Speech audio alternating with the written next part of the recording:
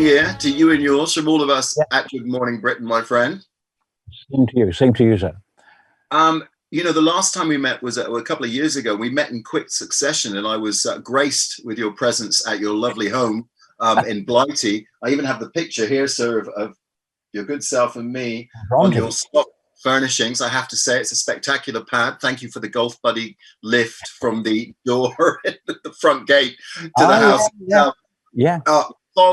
Fond memories, but of course the nature of the business now is that we must meet like this. And of course you're in Miami. How are things there? The same, you know, between Florida and California. I think those are the two hardest hit places. Maybe Texas, maybe Arizona. I don't really know, you know. I think we're all sort of a little dazed by all of it. But you know, I haven't left home in months. You know, I walk outside the house and get a bit of sunshine and walk back in again and take a vitamin D pill. You know, what are we supposed to do?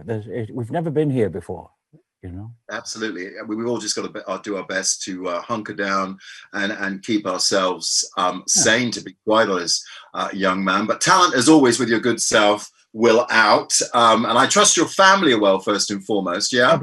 Everybody's great. And I hope yours is too.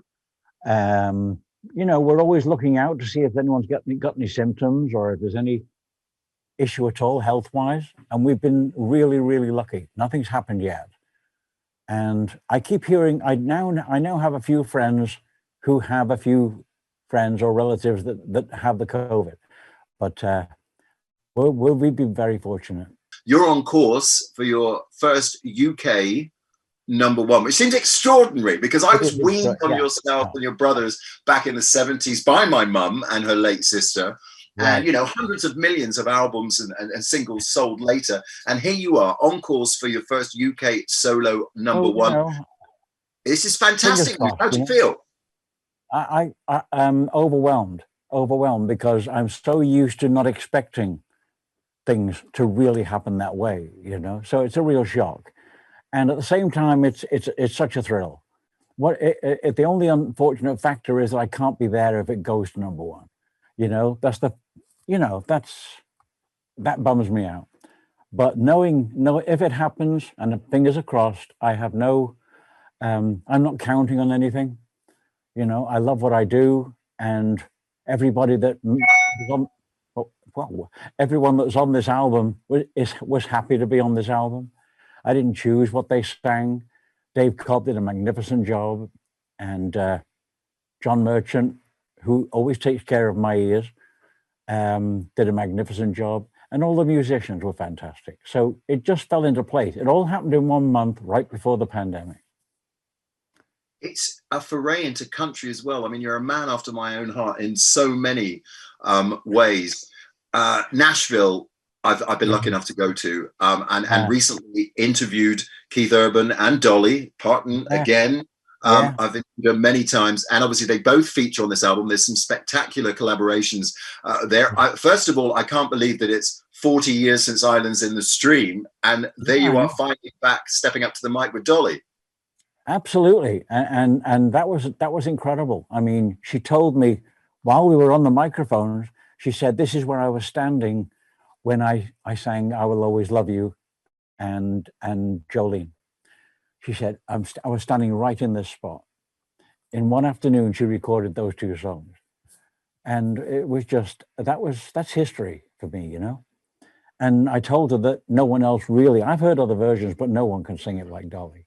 And she said, she said, "It comes from here." I said, "Well, that's what a great song is, you know?" Did you feel when you went through the doors of the studio at RCA that you was on hallowed turf? I mean, you know, everyone from Elvis to the Everly Brothers have recorded there. You know, as a country fan as well, when I go to somewhere like that, I you know, it's almost like you feel their presence. It's a huge, huge privilege. And for you, it must have felt the same. Well, you know, it's sacred ground.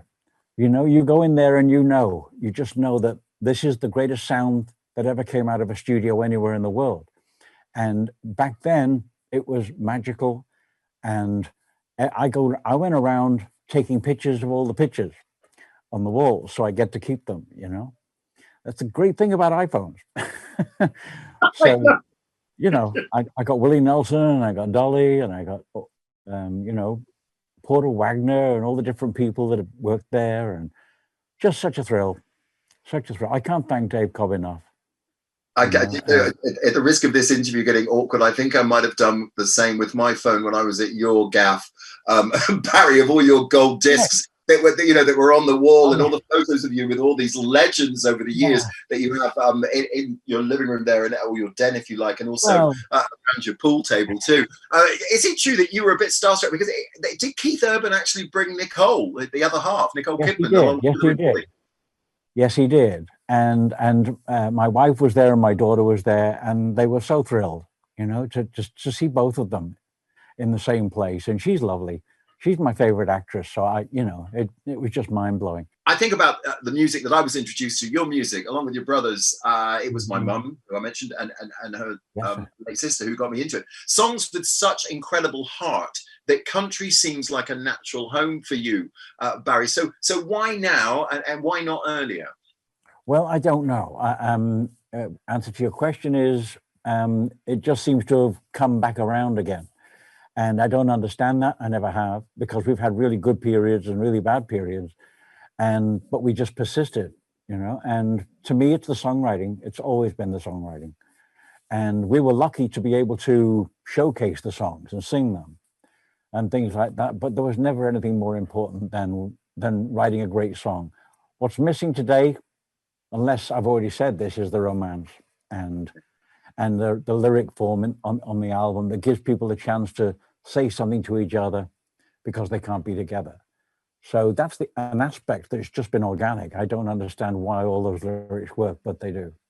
For people that are stuck, listen. Yeah, I get that. And I wonder whether or not any of the talent that you asked, I gather the likes of, we mentioned Dolly, we mentioned Keith, and obviously Olivia Newton-John is on there as well, amongst others, that pretty much they said yes almost immediately. And you can understand why, because so we need that connection now, but also the material as well. Were they a little bit nervous about coming forward and recording these songs that obviously, you know, the legacy precedes those songs and your good self? Well, the truth is I walked into that studio terrified. And I didn't think anybody else was. And everybody was so natural and down to earth. And what I found out later is that everybody was terrified. Every artist was intimidated by each other. And I never knew that. So it all passed by for me with me being terrified and thinking nobody else was. So it's just the way it happened. And, you know, every single artist is a legend in my mind. And Brandy Carlisle is going to be one of the greatest artists of all time, I believe. It's bittersweet, obviously, Barry, because your brothers, as we know, can't be here to enjoy the success. And was there a sense when you were in the studio that they were there with you, if you like, that you were mining gold? I mean, we've talked about this before, and you know, they're always with you. They're always with you. The grief never shrinks. The picture just gets a little bit bigger. You must have felt quite emotional when you were doing this. Yeah, I tried to stay stable, but I was very intimidated by all the artists. And because, honest to God, I did not think too many people would want to do it. But previously, I'd gotten to work with Ricky Skaggs. And because of one of the greats in country music, T.G. Shephard, who used to live with Elvis, right, introduced me to the Opry and got me on the Opry. So God bless him. And I did 2 Oprys and a couple of Rymans, and you know, that's it. You know, there's nothing greater than that. Country music is incredible. It lives and it lives, and it doesn't change all that much, because Nashville is great songs. Yeah. Nashville, Hollywood is films, Nashville is music. Did your brothers share that passion for country, Barry? Robin didn't, but Mo did. So Morris and I would be the Everly Brothers more often than not, you know. And Robin wasn't very comfortable singing in the lounge or just singing for the fun of it. Right. Where Morris and I we would strum all night. You know. And what do you think everyone's different. Everyone's a bit different. Yeah, sure. No, I get it. What do you think they'd make of this album then, Barry? Hopefully they're really proud and they're looking down, and I'm doing right by them if I can. I'm doing this for them, you know. I don't really care if anyone really remembers me. I want people to remember the songs, and to me, they'll live forever.